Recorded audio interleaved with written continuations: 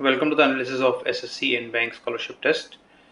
In this session, we will learn about some questions we will do and the questions which can be solved using some shortcuts, techniques, or in which some question fundamentals will be there, right? So let's start with one of the set of AR. In this question, it's given that A, B, C, D, E, F, and G studied in colleges X, Y, Z and are currently in different professions, namely medicine, fashion designing, engineering, business, acting, teaching, and architecture. At least two and not more than three friends had studied the same college. Okay. Now, if you just see this information, first of all, we have seven friends, first of all, and the number of students in the same college is either two or three. So you can see the three numbers which can add up to 7 is 2 plus 2 plus 3. This is the only possibility of the combination of friends with the colleges, right? So two friends should be in one college, two other friends should be in another college, and three other friends should be in the third college, X, Y, or Z, right? If you let's just quickly make a table out of this. So this is the table we need to form. Now let's see the conditions. It's given that C is an architect, so C is an architect and studied in college Y. E is not a businessman, so he is not a businessman. Only G among the seven friends studied in college X along with E. So G studied in X and E studied in X, and no other friend will study in college X now, right? So X will be 2 here, right? F is an engineer. So F is an engineer and did not study in college Y. So if F did not study in college Y, it must be Z because X is already ruled out. So F must study in college Z. B is an actor. B is an actor and did not study in the same college as F. Now F studied at Z, right? So it must be Y. Those who studied in college X are neither fashion designer nor teacher. So these two persons are neither fashion designer nor teacher. That means these two will be either fashion designer or teacher, and these two will be either businessman or medicine, right? But E cannot study business, so G has to be businessman and E has to be medicine, right? A did not study in college Z, so A must be in college Y and D must be in college Z in that case. The last condition, none of those studied in college Y is a teacher. So college Y is not a teacher. This is not a teacher. So D must be teacher. And in that case, this must be fashion designer.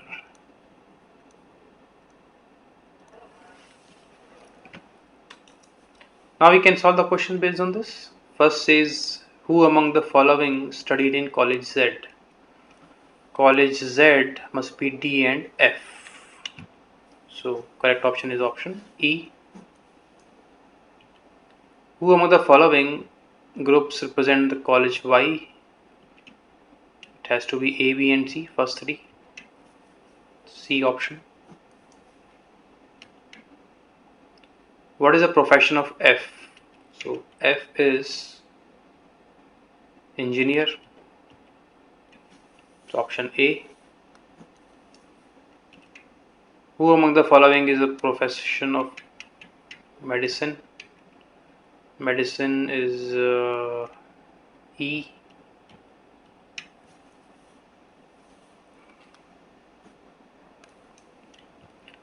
And profession of A. Profession of A is fashion designer. That means option D. Now these 5 questions based on syllogism.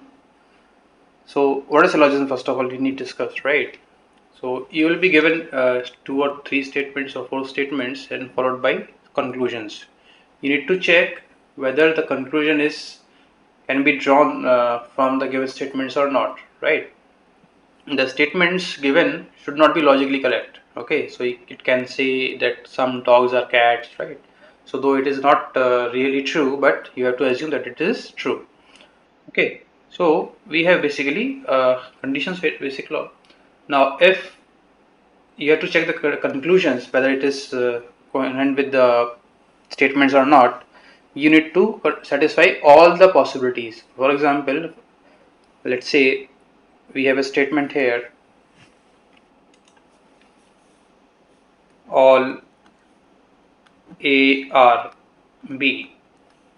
Okay, so if this is A, this should be B. So this statement, according to this statement, this diagram looks logically true. Okay, so if the statement is all A or B, this is my Venn diagram. Now if I make a conclusion out of this that some B's are A, some B are A. So this is true in this case, right? So you can make other cases also. It can be another possibility that all A are B. Okay, so in both the conditions, this statement is true.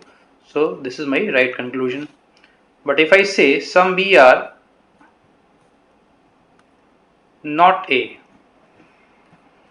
this condition is true in this case, but not in this case, right? So that means this does not follow, right? Because this is not always true. Take another example. If I say some A are B, that means it should be either this case. And make sure that if you say that some A are B, then that can also mean that one of the possibility is that all A are B. I'm not talking about certain things, but it is a possibility, right? So some A or B, that means either this, or it can be like this also, that A equal to B, all A or B, or it can be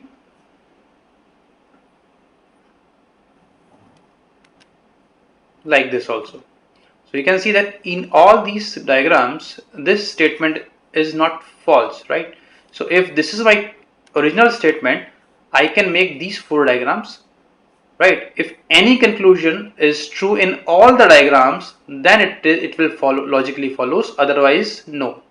Okay, for example, if I make a conclusion that some B are A, it is true here, it is true here, it is true here, it is true here. So this is right now.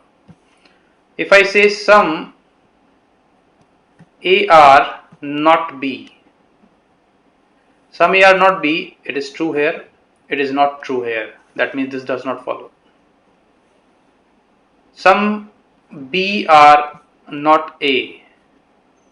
Some B are not A is true here, but it is not true here. In those two cases, again, it will not follow. So you can see that only one conclusion will follow, that some B are A. Okay. So this is an example that even you can make 50 cases out of this. If any conclusion does not follow any one of them, it will not follow at all, right? So let's start with the first question. Some tires are ropes.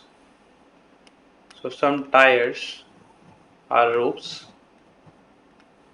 Some ropes are tents. Some ropes are tents. Some tents are walls. Some tents are walls. Some walls are buildings. Some walls are building. This is one of the possible cases, right? So let's see the conclusion. Some buildings are ropes. Some buildings are ropes. This definitely falls in this case only. So this does not follow. Some walls are ropes. Some walls are ropes. Does not follow again. Some tents are tires. Some tents are tires. Does not follow again. Answer is option A. None follows. Next. Some beads are rings. So some beads are rings. Some rings are bangles.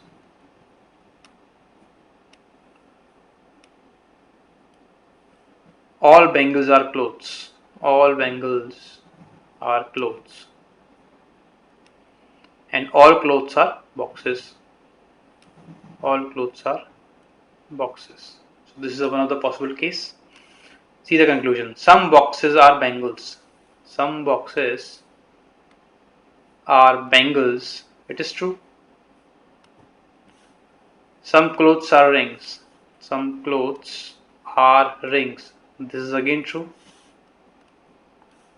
Some bangles are beads. Bangles are beads is not true in this case. So this will be ruled out. Answer will be option E. Only first and second follows. Third says all chairs are fires. All chairs are fires. Some fires are winds. So it can be like this or it can be like this also. All winds are nets. All winds are nets. Net can combine with C also, right? Make sure it is in your mind, right? Some nets are clocks. Some nets are clocks.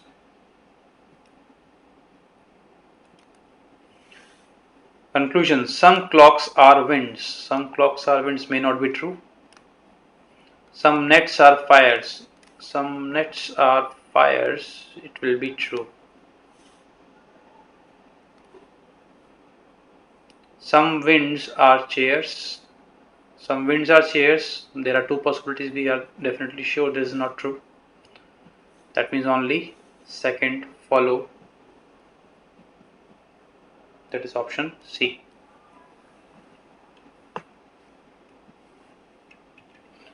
(44) All desks are pillars. All desks are pillars. All pillars are circles.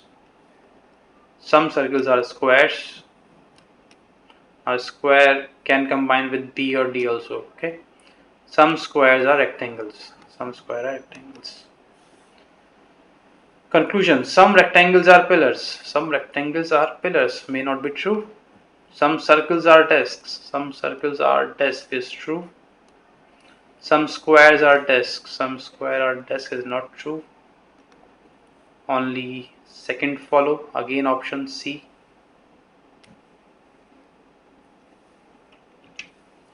45. Some plates are knives.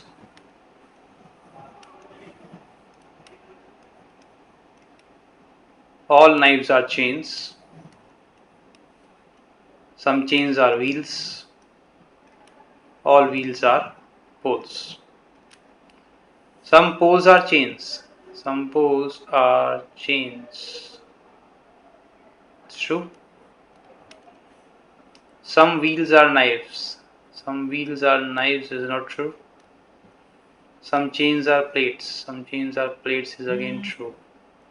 So first and third follow option A. Sorry, first and third follows option B.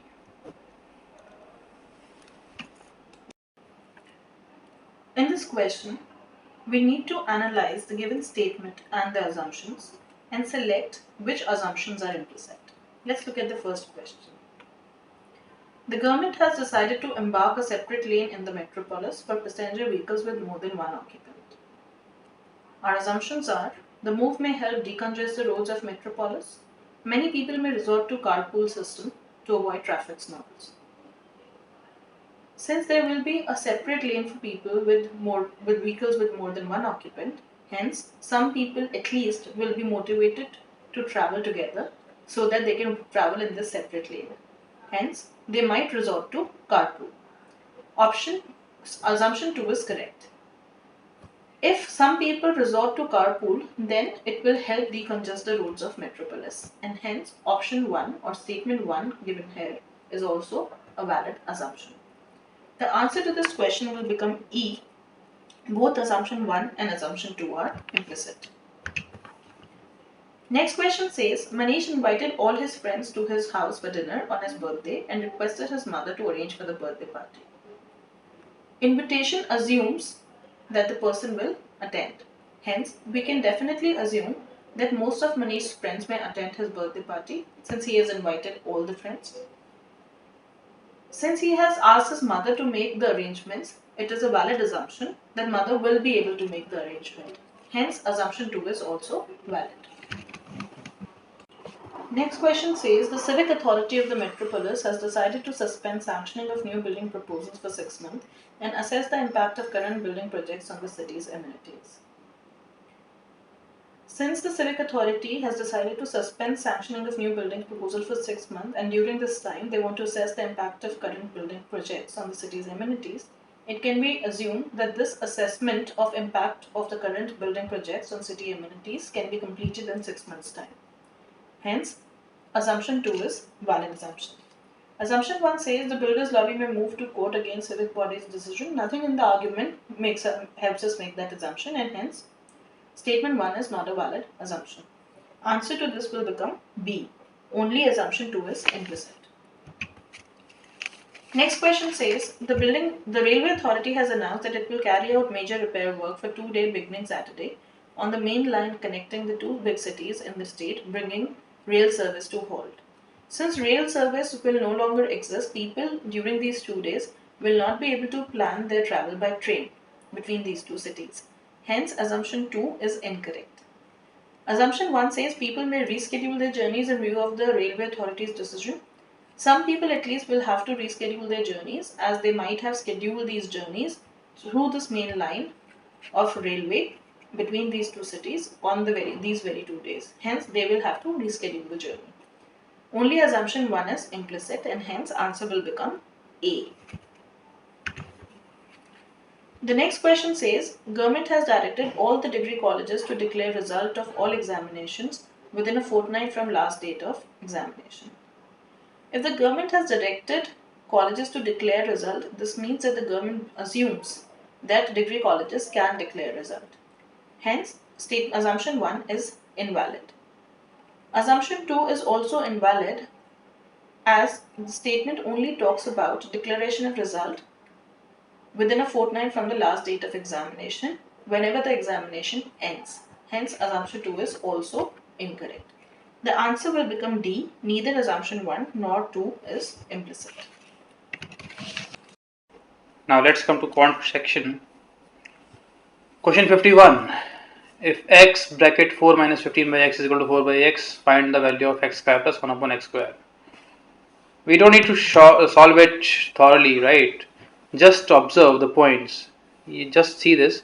4 plus 1 by 5 is nothing but 4 1 by 5, right? The value will be same. So x square plus 1 upon x square will be something like x square 1 by x square. Okay. So if you check the options, your denominator has to be a perfect square, right? So either it is this or this. So if x square is 16, x has to be 4. Okay. So clearly my answer has to be D only because it has to be something plus 1 upon something. So 1 is there. It is 15. This is not my answer. D is the correct answer. You can solve it without actually solving the question. If you are not sure about this, you can put the value of x in this equation and you will get whether it is satisfied or not. So let's put x equal to 4 here. It will give you 4 into 4 minus 15 by 4 is 4 upon 4. So this is nothing but 4 into 16 minus 15 by 4 is 1 equal to 1, which satisfy the condition. So hence x has to be 4. D is the correct option. 56 is again a very easy question. If you see, the options are very far, right? So A and B can do a job in 18 and 24 days respectively. So A can do a job in 18 days, B can do a job in 24 days, and they work on alternate days beginning with A. So in this case, always assume work to be LCM of these two, right? So let's assume the work is 72. So if A can do the job in 18 days, that means he is working 72 by 18, that is 4 work per day. Similarly, B is working 3 work per day. So they start with the work beginning with A. So first A do the work. For the first day he did 4 work. Second day B do the work. For 3 work he is done. So you can say that in 2 days 7 work is done, right? And the total work was what? 72. So clearly, if you multiply this by 70, 70 work will be done in around 20 days. That's it. If you see the options, my closest answer has to be C, because at least 20 days are required. So A, B and D are ruled out. Answer is C. Okay. If you want to solve it properly, now see this. In 20 days, the work done is 70 work. The remaining work is 2. Okay. And this work will be done by A, right? Because A, B, there will be 10 pairs in 20 days. So the work will again come to A. So A is doing 4 work per day and the remaining work is 2. So it will take half day to finish it. Hence the answer is 20 and a half. Though you will not require to solve it in this step. Okay. So this is another shortcut. Next, fourth root of 6561400000. Definitely, if you know to find the square root of a number, right? So if let's say 900 square root is 30, okay. So if there are 2 zeros, it will give you 1 0. Similarly, there are 4 zeros here, and you need to find fourth root of this. So the answer must contain exactly 1 0. That means my answer A is ruled out, right? 810 is too big for this fourth root. Now answer is either 80 or 90. This number is clearly a multiple of 3. The divisibility condition of 3 is what? 6 plus 5 plus 6 plus 1. If the summation of digits is a multiple of 3, the number is multiple of 3. So you can see that the summation of digits is multiple of 3. So this number is a multiple of 3. So D cannot be my answer because it is not a multiple of 3. Hence the correct option is B only. Right? So this can be done. Now, by selling an article for 360, a tradesman incurs a loss of 25%. At what price should he sell it to make it a profit of 20%, 10%, sorry. So we need not to find cost price here. Generally what we do, selling price is given, loss is given, we first find cost price and then again find selling price for the second one. You can simply say, like, just give you a concept first of all. 10% profit means what? Your selling price is 10% more than cost price. So we can say that it is 1.1 of CP. Similarly, 20% loss means what? Selling price is nothing but 0.8 of CP. Are we getting this? So if I apply this concept here, in the first case there is a loss of 25%. So you can say 0.75 or 3 by 4 of CP. 3 by 4 of CP is 360, and you need to find at selling price at the case of 10% profit. That means you need to find 1.1 of CP. So you can straight away find this 360 by 3 by 4 into 1.1. So definitely the answer is, this will be cancelled out. 480 into 1.1 is 528. Hence C is the correct option. So this fundamental can be applied here. By increasing speed of the car by 15 km per hour, a person reaches his home 4/5 of his usual time. What is the usual speed? Just apply the concept of inversely proportional. If the distance is constant, time is inversely proportional to speed. So, if time reduces to 4/5 of the normal time, so you can say time becomes 4/5 of the usual time. Speed must have become 5/4 of that, right? Because they are inversely proportional. 5/4 means increase of 1/4, which is equivalent to 15 km per hour. So 1/4 is equivalent to 15 km per hour. So 1 is equivalent to what? 60 km per hour. Hence the correct option is B. So you can solve this question orally also if you know the concept. Time becomes 4/5. That means speed becomes 5/4. 5/4 means 1/4 increase. 1/4 is nothing but 15. So 1 is equal to 60. Right? These kind of shortcuts should be applied in SSC exam. Okay? To save your time. 68 says compound interest on a certain sum for 2 years is 15% per annum is 1548. Simple interest would be. For 2 years, so we can straight away use a shortcut formula here. R is Ci minus Si upon Si into 200. So if you know the value of any two out of these three, you can find the value of the rest. So similarly here R is given 15%, Ci is given as 1548, Si assume X. Just solve it, you will get the value of X as 1440, which is option C. So this shortcut can be applied. Another shortcut can be the difference between Si and Ci for 2 years is nothing but the interest of the first year.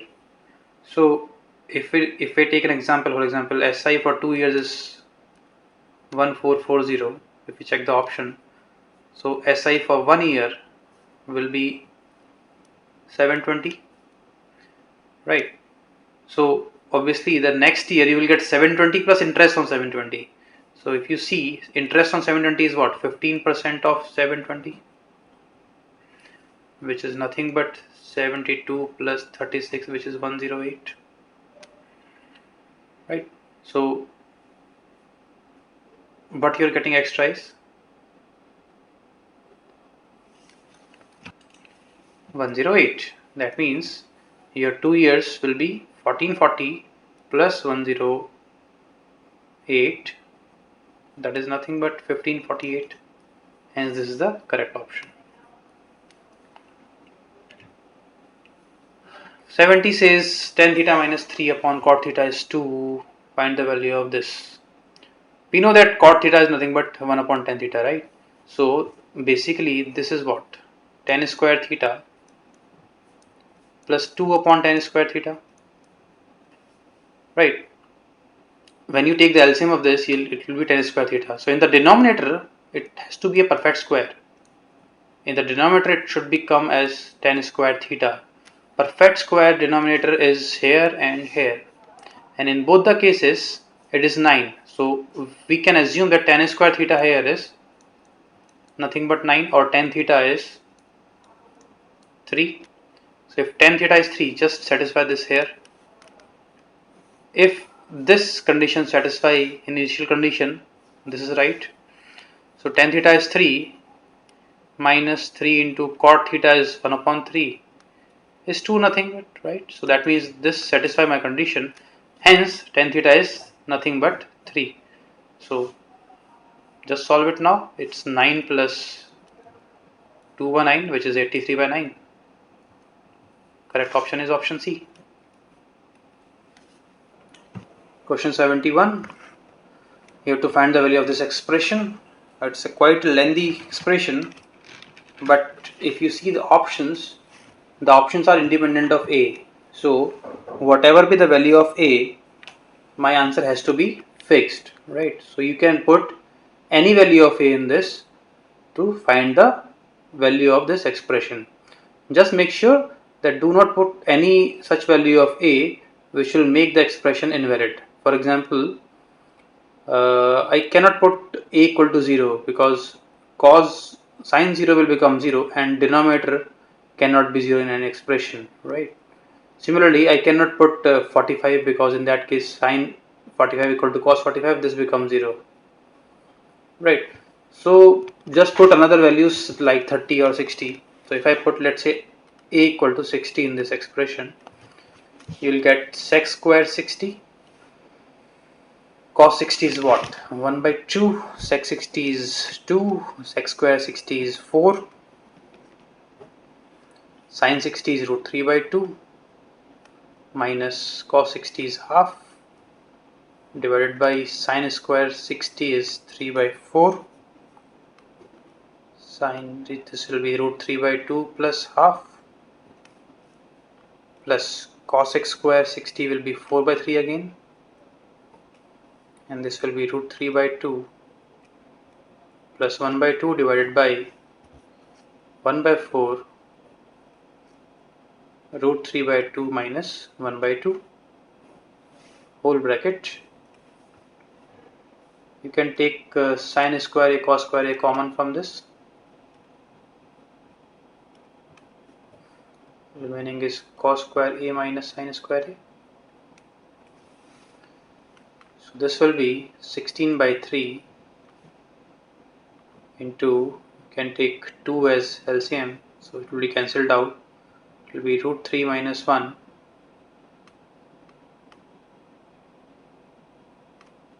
upon root 3 plus 1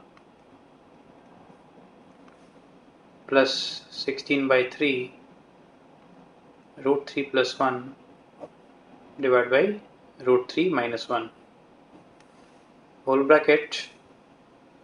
Sin square 60 is again 3 by 4 into cos square 60 is 1 by 4, and this will be 1 by 4 minus 3 by 4. 16 by 3 can be taken as common.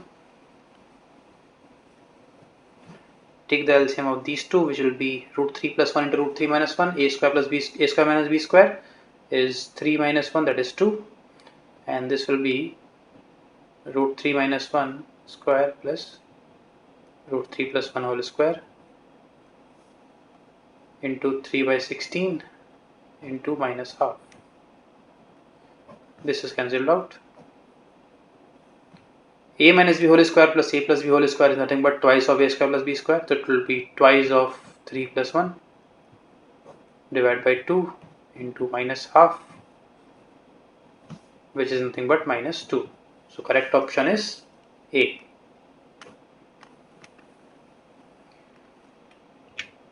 Next, now in any of these type of questions, like don't know the value of sin 25 or sec 65, 18, 72, 50, 40, right? So these are basically trick questions, and generally you will observe that summation of the angles will be gives you 90 only. So this plus this is 90, this plus this is 90, and this plus this is 90, right? And generally it happens that these two will give you these value will give you 1 only. So for a shortcut, you can simply say that any of these values will give you 1 always, right? So just put all these values as 1. It will give you 2 minus 3 plus 5, that is 4.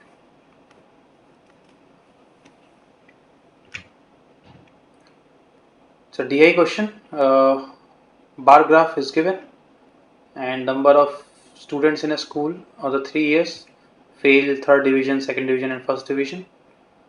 Okay, first question says percentage passed in 1st division in 2011 was.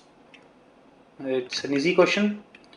In 11, total number of candidates were 180 and 1st division is 50. It's asking by 50 by 180 or 5 by 18 into 100. Okay. Now how to calculate this fast? We know the value of 1 by 9. 1 by 9 is nothing but 11.11%. If you don't know the value, just remember it. So 5 by 9 is nothing but 55.55. And 5 by 18 will be half of this. So half of this will be 27 point something. Hence the correct option is option A. So this is how we can save time in calculation here. Second says the past percentages 2011. You see the option 58, 66, 72 and 83. 2011 past percentage is quite high, 150 out of 180. Answer has to be quite close to 100. So only option left is D. There is no calculation required here. In which year the school has the best result as a percent in respect of past percentages? So if you see here, past percentage is 150 out of 180. Here it increases to 170 and the base also increases, but the highest past number of students is in this one and base is also low. So numerator is higher, denominator is lower, hence the correct option it has to be 2013. There is no need of calculation here again, right? So it has to be 2013. So this is how some of the shortcuts are given in this mock. So you can apply this all this, right? Thank you very much. Next, we have a reading comprehension passage with a set of 5 questions. This passage is about Stonehenge. Let's look at the first question. Which of the following cannot be inferred from the passage? Option A states the reason for using bluestones to create Stonehenge is still unknown. This can be inferred as the passage suggests that the bluestones might have been used because of their acoustic quality. Option B states it is wrong to say that all the stones at Stonehenge produce a clung sound when stuck together. This statement is correct according to passage because some of the stones have developed cracks and they do not produce the sound. Option C says time has not been able to preserve Stonehenge the way it was built by our ancestors. This is again correct according to the passage because some of the stones have lost their sound quality. Option D says scientists are performing tests to know more about Stonehenge. This cannot be inferred from the passage and hence is the correct answer. Next question says which of the following was suggested by London's Royal College of Art? London's Royal College of Art suggested that sound might have been a reason why bluestones were selected. Hence, the answer to this question becomes option B. Acoustic properties of the stone led our ancestors to choose to use bluestones. Next question says which of the following best expresses the meaning of the word ephemeral? Ephemeral means for a brief period of time or for a very short time. Hence, answer will be A. Brief. Which of the following is opposite in meaning to the word haul? H-A-U-L, haul, means to pull. Hence, answer will be push, which is option B. Next question says, why is it difficult for us to know for sure whether or not the stones were used as percussion instruments? The answer to this question is option B, which says researchers have not been able to find evidence suggesting that stones were used for their musical ability. This was only a suggestion. The sound that they have been chosen for sound is a suggestion, and this might be true as a lot of stones in Stonehenge actually produce a peculiar sound. Next we have a grammar question. The question says that some parts of the sentence have errors and some are correct. Find out which part of the sentence has an error and mark the answer corresponding to the appropriate letter. Our sentence is, what kind of a car would you like to buy? Asked the car dealer. The error is at part A. We use an article when we add an adjective to say that it belongs to a particular group. For example, if we had the word diesel or petrol before the word car, then the use of article will be correct, because then we will refer to what kind of a diesel car would you like to buy or what kind of a petrol car would you like to buy. Hence the answer is option A. This again is a grammar question. Let's read the sentence. It says, when I sat astride the large horse, I had no inking into its unpredictable temperament. The given sentence has no error, hence the correct answer is option D, which is no error. This again is a grammar question. For him, too many yoga turned out to be a good thing as he was destined to become a renowned teacher. Yoga is an uncountable noun. Hence, we need to use much yoga rather than many yoga. Many is used with nouns which are countable. Many stars, many glasses of water. But much is used with uncountable nouns. Many, much yoga, much water, much oil. Hence, answer is option A.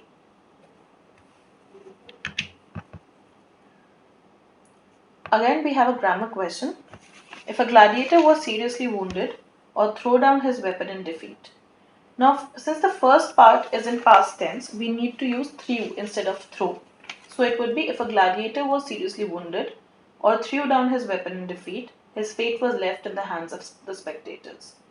So answer will here be option B. This question is also a grammar question. By the time Civil War broke out, Johnson had reinvented himself as unrepentant Southerner.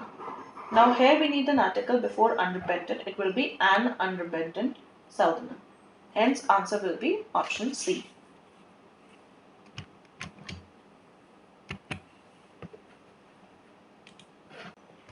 Next we have a reading comprehension passage with a set of 5 questions. Let's look at the first question. Which of the following best explains when everyone rushes to the same destination in the context of the passage? The answer to this question can be found in para 5. As long as the flow is reasonable and is generally in line with the increase in returns, this works well. But when everyone rushes to the same destination, we are looking for trouble. Excess demand, though often artificial, creates excess supply, as in the case of real estate. Excess supply leads to price crashes. Let's look at our options. The correct answer to this question will be option C. Everyone wants to buy gold. Next question says, which of the following is the general opinion about gold? The answer to this question can be found in the first para as well as in the sixth paragraph. Let's look at the sixth para first.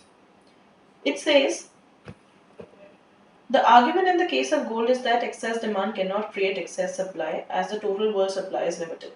But this time it is different. Is it really so? The first paragraph of the passage also states that the price of gold may go up and up. This paragraph, the sixth paragraph, states that the total world supply is limited, but does not comment on fulfilling its demand. Also, the passage does not talk about investment in other sectors. Therefore, our options will be, the correct answer will be none of these, which is D. Next question says, what is the author's opinion about investment in gold?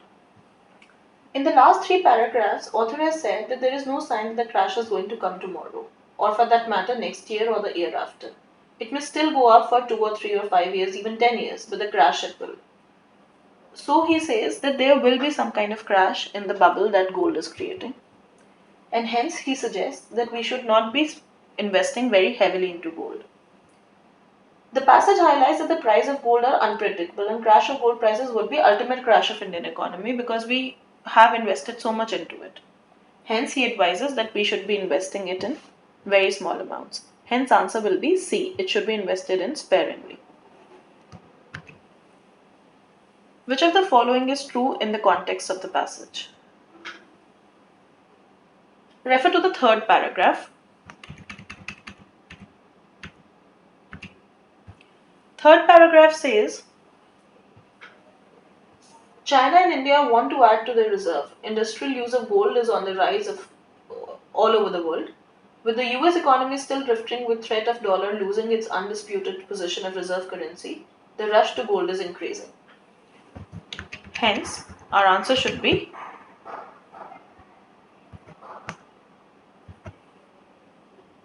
C. Gold is being increasingly used for industrial purposes the world over. Next question is, what is the author's fear with regard to gold?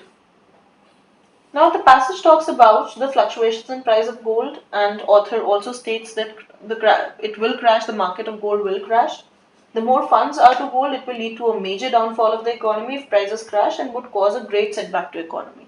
Hence answer will be C, which says its prices will suddenly dip, which in turn will adversely affect many people in India.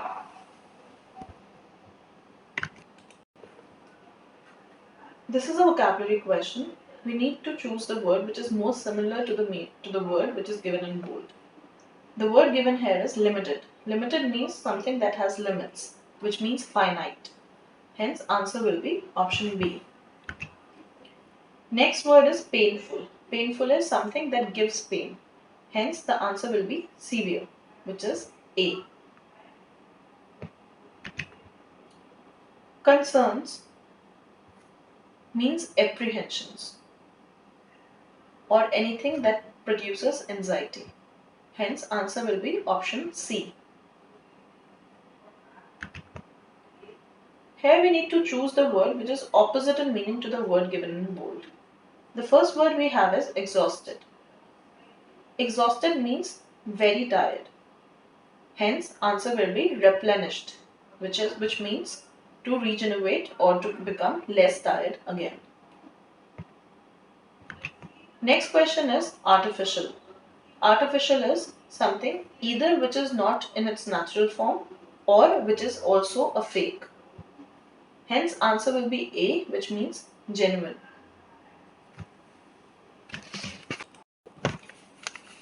Next we have a set of parajumble questions. In this question, look at statements B and D. BD form a mandatory pair. B says donation of blood is considered to be the most noble of all charities. This is because this donated magic potion can give life to another person in an emergency. The word this in statement D refers to why it is the most noble of charities. So statement D in itself answers this question, that why it is the most noble of charities. Hence B and D are connected. E and A are also connected. AE is connected. A says the only way in which this problem can be solved is by making artificial blood, which has remained a distant dream for science. A group of scientists, however, has dedicated themselves towards making this a reality. So it is a distant dream which is being now made a reality by a group of scientists. So A and then E will follow. This will be followed by statement C, which says if they succeed. This they refers to the group of scientists. It would be noted as one of the most important inventions in the history of mankind. Hence we know that A, E and C are also connected. Now look at statement A. A says the only way in which this problem, now this problem is being referred to in F. A growing problem, however, is the requirement for safe blood. And this problem can be solved by making artificial blood a reality. So F and A are also connected. Hence for this parajumble, our final sequence is B, D, F, A, E, C. Now we can answer the questions which follow. The first question in the set says, which of the following sentences should be the first after rearrangement? Since we already have the sequence, the answer will be B. Next question says, which of the following sentence should be the second after rearrangement? We know from our sequence that the statement is D. Which of the following sentences should be the third after rearrangement? This is F. Hence, the correct option here is D, which says statement F. Which of the following sentences should be fifth after rearrangement? The answer is E. Which of the following sentences should be sixth or last after rearrangement? And the correct answer here is option C. The question is, RBI controls the credit through. Credit is basically lending, the amount which is lent to customers or banks or anyone else. So the three options are cash reserve ratio, that is commonly known as CRR, bank rate, open market operation. First of all, let us understand what is cash reserve ratio. Cash reserve ratio is the part of a bank's deposit which a bank keeps with RBI. Fine. So it basically means that if a bank has received a deposit of rupees 100 and at some point of time the cash reserve ratio is 5%, then out of that rupees 100 the bank has to keep that 5 rupee with the RBI. So what basically happens with this is that since the bank has kept rupees 5 with the RBI, the bank will be having only 95 rupees for its investment activities. The investment activities could be lending to customers or investing in securities or investing anywhere else. So basically what happens with this cash reserve ratio, since a chunk of bank's money, the money which is with the bank in the form of deposit is kept with RBI, the bank has lesser amount of money to go for credit or to lend it to someone else. So I can say that through cash reserve ratio, the RBI controls the credit of the banks. So if CRR is increased, that means if it goes from 5% to 6%, that means out of 100 the bank has to keep instead of rupees 5 or rupees 6. So if it is keeping rupees 6 with the RBI, it has even lesser money, that is rupees 94, which the bank can use for credit and all. And if the CRR goes down, that is from 5% to 4%, in that case the bank has to keep rupees 4 only out of rupees 100 with the RBI. In that case the bank will be having 96 rupees for its lending activities or credit activities. In that case it has slightly more money. So in short, I can say that cash reserve ratio, with the help of cash reserve ratio, RBI controls the credit of the banks. Second, what is bank rate? Bank rate is the rate at which RBI lends money to the banks and other financial institutions. So if at any point of time a bank needs some money and if it goes to RBI to borrow that money, the money will be borrowed at a rate which is known as bank rate. So how bank rate affects it? So in general, bank goes to borrow money from RBI only. So what happens, let's say if at present the bank rate is 9%. Fine, the banks are paying 9% for every rupees 100 to RBI. Now what happens when that RBI changes the bank rate from 9% to 10%? If the bank rate is changed from 9% to 10%, it indicates that the banks which have borrowed money from RBI should also increase their deposit rates and also their lending rates, because since they are paying more to RBI, they should also receive more from the customer if they are lending to customer. If they are receiving more from the customers, they should also give more to the customers whom have deposited with the banks.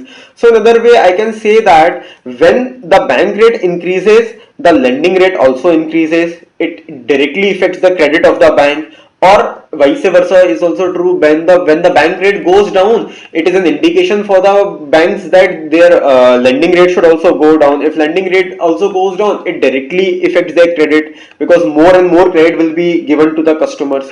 So bank rate also, with the help of bank rate, RBI controls the credit. Third is open market operations. Open market operations are the market operations which RBI does in an open market, not specifically in the banks. What basically RBI does in the open market operations is selling and buying securities from financial institutions and banks and other people. What happens basically is, let's say there is enough liquidity in the market and the rupee is depreciating. So what RBI will try to do is RBI will try to suck that extra liquidity from the market to itself. To sucking that extra liquidity, RBI will have to sell the securities. When RBI will sell the securities, I will get that money from the market. Fine, and vice versa will also true. If there is lack of liquidity in the market, then RBI would want to inject liquidity in the market. To inject liquidity in the market, what RBI will do? RBI will buy securities from the market. So depending upon the situation of liquidity in the market, if there is enough liquidity in the market, the bank will be able to lend more and more money to their clients and customers. If there is less liquidity in the market, the bank will be able to less money to its clients and customers. So again, with open market operations, RBI control the liquidity of the market. Liquidity of the market is controlled, it means that the credit of the market is controlled. So I can say that RBI controls the credit through all the three activities, that is CRR, bank rate and open market operations.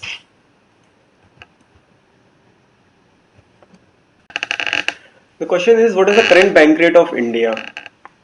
The data can be easily found on RBI's website, on various other websites, but before that let's understand what is bank rate.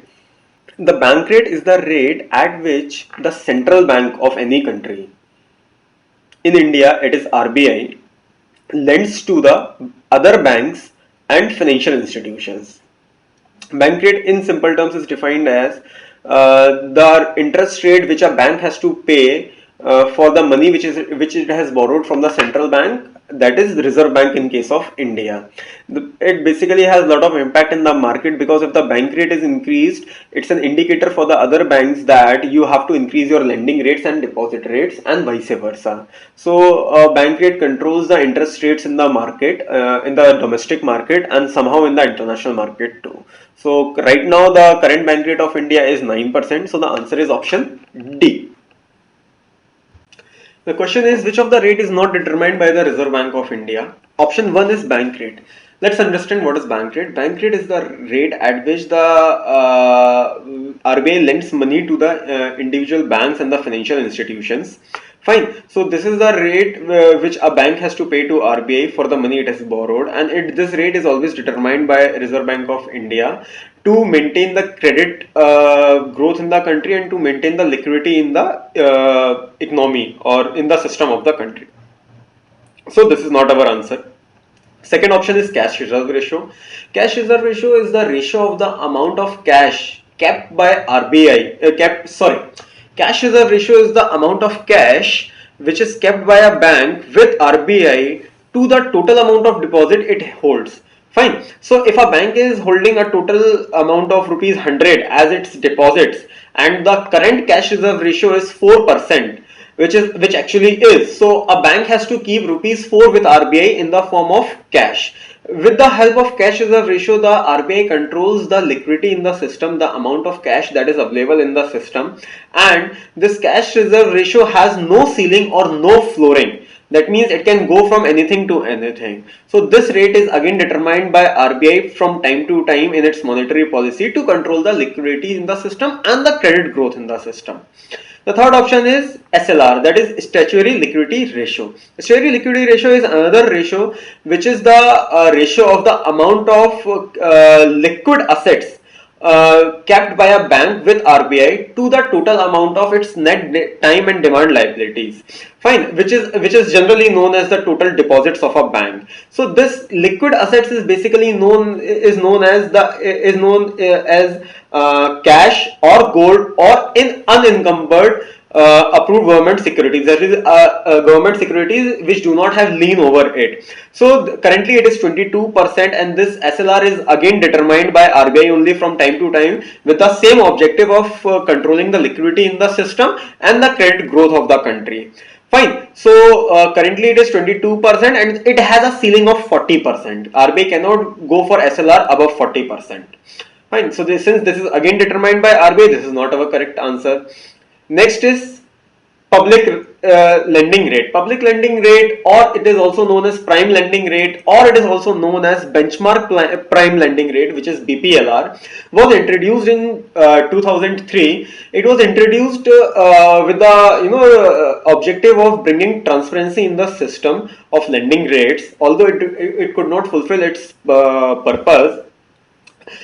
Prime lending rate of a bank is determined by the asset liability committee of each bank, which is approved by its board of directors. So prime lending rate is same for each branch of a bank, but varies from bank to bank, because each asset liability committee of a bank will decide its own prime lending rate. Every bank is free to decide its own prime lending rate, with a restriction that the rate should be kept constant and common throughout the country for all the branches of that particular bank. So this is one thing which is not decided by RBI, rather decided by each individual bank. Hence this is our answer, prime lending rate or public lending rate. The question is, which of the following is a subsidiary of Reserve Bank of India? The given options are National Housing Bank, that is NHB, National Bank for Agriculture and Rural Development, that is NABARD, and Deposit Insurance and Credit Guaranteed Corporation, that is DICGC. National Housing Bank is a wholly owned subsidiary of Reserve Bank of India, established in 1988 by National Housing Bank Act. The main purpose of establishing the National Housing Bank was to provide loan to individuals for long term, because housing loan requires longer term, and at that point of time there were no banks which used to provide loan for longer terms. So with that intention or objective, the National Housing Bank was established as a wholly owned subsidiary of Reserve Bank of India. So this is one thing. National Bank for Agriculture and Rural Development. This is again a bank which was established by Reserve Bank of India only, and it was completely owned by Reserve Bank of India with an initiative to bring development in the agriculture and rural areas of India. Later on, RBI sold its 99% stake in the bank to Government of India, so it is no more a subsidiary of Reserve Bank of India. So B is not a subsidiary of Reserve Bank of India. Third is Deposit Insurance and Credit Guaranteed Corporation. DICGC is an organization which is again a wholly owned subsidiary of Reserve Bank of India. The purpose of DICGC is to provide insurance to the deposits held in the banks, Indian banks. DICGC provides insurance of for all types of deposit account, that is savings account, current account, deposit, fixed deposit account, recurring deposit account, up to a maximum of rupees 1 lakh per account. Fine. So this is again a wholly owned subsidiary of Reserve Bank of India. So A and C are the subsidiaries of Reserve Bank of India. Hence the answer is option C. The question is, which of the following is not a part of World Bank Group? Basically, the World Bank Group has 5 banks under it. They are, the first is the International Bank for Reconstruction and Development, which is commonly known as IBRD. It was established in 1945, which provides debt financing on the basis of sovereign guarantees. So option A is incorrect. The second is International Finance Corporation, which was established in 1956, which provides various forms of financing without sovereign guarantees, primarily to the private sector. So this bank basically is for the growth of the private sector in various countries. The third is International Development Association, that is IDA. It was established in 1960, which provides concessional financing, that is interest-free loans or grants, usually with sovereign guarantees. The fourth is the International Center for Settlement of Investment Disputes. It was established in 1965 and it works with the government to reduce investment risk. And the last is MIGA, that is Multilateral Investment Guarantee Agency. It was established in 1988. It provides insurance against certain types of risks, including political risk, primarily to the private sector. So these are the 5 parts of World Bank Group. I can see that A, B, C and E are the parts of World Bank Group and D is not. So Asian Development Bank is our answer. Let's understand a bit about Asian Development Bank also. Asian Development Bank is a regional development bank. It was established in 1966 and it has its headquarters in Metro Manila, which is in Philippines. Fine. It was established with the objective of economic development of various countries in Asia.